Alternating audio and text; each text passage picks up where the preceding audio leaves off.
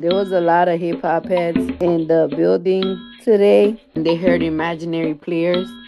First off, Titanic Records, it's giving sinking ship energy right now. All four veteran promo exes gone, fired, cut.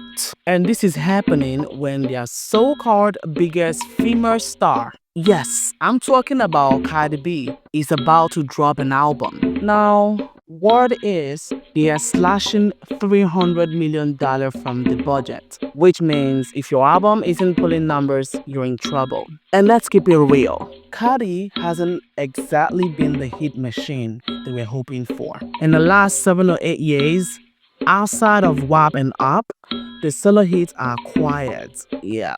That new track, Downside, came and went faster than Titanic career revival. And honestly, I think they've stopped trying to make her the Nicki replacement.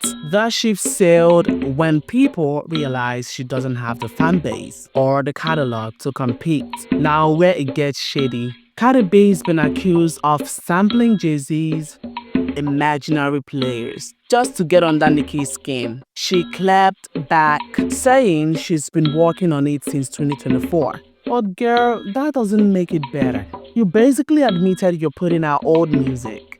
And let's not act like Jay cleared the sample out of pure kindness. The man's been feuding with Nicki for years. He knew exactly what he was doing. And speaking of beef, the internet is convinced Cardi sneaked this Doja Cat. The deleted tweets said they didn't want a pop song neither.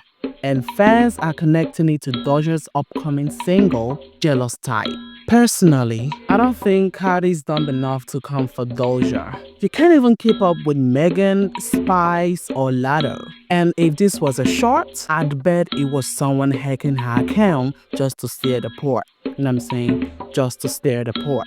Because if she did mean it, girl, know your lane. You know what I'm saying? Anyways, let's talk wins. Beyoncé just made history winning her first Emmy for costume design on her Renaissance, a film special. That makes her have to EGOT status. But not everyone's winning. There is a TikTok going around dragging Tyla for selling just 3K copies of her EP, claiming it's because she disrespected Black Americans. Hey y'all, so wanted to pop in and kind of talk about the whole Tyler thing. I really wasn't going to say anything, but I've been seeing like videos and seeing comments, and I feel like I'm in comments saying stuff, so I'm like, well, screw it, I just must make a video. So basically, she dropped an album, which I'm going to be frank, I didn't realize she had never even dropped a full album at this point because she was winning Grammys, so I was like, oh, she ain't really done nothing. I just thought maybe I wasn't paying attention.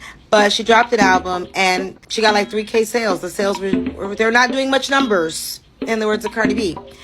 And basically now her team is trying to blame black women. And the reality is her team and her hurt herself. When Tyla came out and she did that Breakfast Club interview where she said she was colored, even though colored is an offensive word here in America, and people told her that's offensive. And they kind of doubled down until she finally realized, oh, yeah, make a statement. And they made some Instagram story statement. And, there's people in comments saying, well, that's what they say in South Africa. That's the term. So she's coming here, but that's her term. It's not offensive to her. And I understand that, but we all should have learned in school. And if any of us have advanced education and you had to take any type of sociology class or any type of business communications class, you would know that when you go to other countries, you have a duty to be responsible to their culture. They don't have to understand your culture where you're from. You have to understand their culture. So regardless of in South Africa, if saying colored is not offensive, which is a whole nother video, because the reason it's not offensive is because y'all fall under a caste system. So light skin is better than dark skin. So they call light skin mixed people colored because they trying to make them a notch above the regular Africans. Okay. And the fact that she plays into that shows that she plays into a caste system that oppresses people based on their skin tone. So she's a problem. But despite all of that, it may not be offensive there, but it's offensive here. It's just like there's a term that in London, in Europe, that they use for cigarettes, which is an offensive term to the LGBTQ community here in America. They came over here asking for a cigarette using that term, they're going to get checked. And the funny part about it is I don't think anybody would say, well, they don't know. They'd be like, well, that's wrong. But when it comes to black people, we're always supposed to be the group that's just like, oh, they don't understand, and appeasing people off of their ignorance. And it's a problem. Her and her team should have known if she's trying to break out into American music and preferably with black people, then they should know what terms are offensive. But instead, her team doubled down. Her team basically said, we don't need y'all black women. We don't need y'all. And then her fans from Africa, South Africa, are being awful to black women in comments. They were being awful to black women. I mean, calling them all kind of names, doxing, all kind of stuff, because black people were like, okay, we're not going to fool with her, considering she's using offensive terms and doesn't seem to care. Her team says they don't need us. Okay, do your thing. Well, apparently you do need us, because she only had 3K in ticket sales. I mean, not ticket sales, excuse me, album sales. So apparently you do need us. And the ignorance they displayed was coming here to America and not realizing that black Americans set the culture for everything that is done here is based on black culture, black American culture. So if you're trying to break out, you're not going to cross over until black American culture likes you first. That's just the way that it works. If we ain't fooling with you, you won't get played and put out there enough that the mainstream will even know you exist. And her team said they didn't need us. So now they got 3K in sales. Maybe some of y'all coming over here, they stop trying to come over here disrespecting us because you have a perception of us that you see on TV, because in America is a racist country, and so a lot of perception of us is past was being criminals, and you eat that up over there because y'all literally allowed Europeans to come to Africa, take over y'all country, even though they're the minority, and treat y'all like y'all the second-class citizens. And then y'all buy into that and think that the black Americans here are even more second class, and you come over here, you emulate our culture, you use our culture, then you disrespect us when you tell us that our culture doesn't matter, or you call us ignorant names or cuss us out and say you don't need us. If you gonna come over here, you need to respect the culture. That's what it is. And maybe had she done that, she wouldn't have 3K in sales. But she can take it back over to South Africa so they can promote her and buy her stuff. But here, it is what it is. Fans fired back saying Normani, Coco Jones, and Victoria Monet also struggle with sales despite talent. Truth is, the US audience doesn't consistently support black female R&B artists unless they are visible, messy, or constantly online.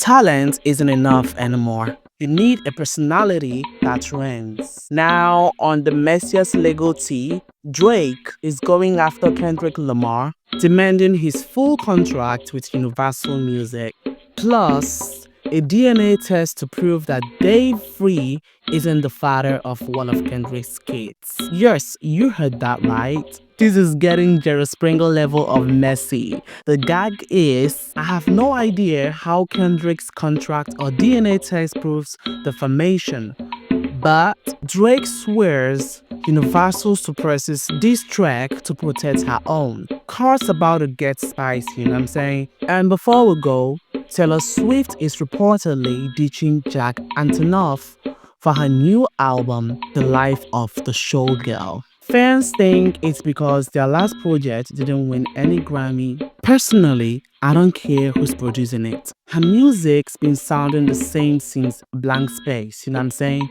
And Cash Doll. She said she was single 2 days ago and now she's back with her man. Stunts a lot. At this point, her relationships are more famous than her music. She's been in the game for a decade, and the biggest headlines she gets are about who she's dating. Time to rebrand, because Love Live drama won't sell tickets if the music ain't selling either. And that's today's round of music industry chaos. Which of these stories has you sipping the hardest? Please like, share, and subscribe to the channel. There was a lot of hip hop heads in the building today. They heard imaginary players and they absolutely love it. And I was so happy because I don't think you guys understand how many. Well, the song is kind of long. First thing for the song is kind of long, and I took my time with this song because this song is like a staple for me. And I was like, oh my God, I gotta make sure that this song is good because I have to fucking get it approved by you one and only. And if he didn't approve it, I probably wouldn't even feel a certain type of way neither, because it would have been like, okay, maybe I just had to come a little bit harder. But I'm glad that I came hard, and love it, and everybody else love it. And somebody came up to me, and they said, I'm not even gonna lie, when you announced that you was doing imaginary players, I was a little nervous, but you ate that, and I was like, yay. So I'm really excited about that. It's a very hip hop record, and I hope you guys enjoyed it.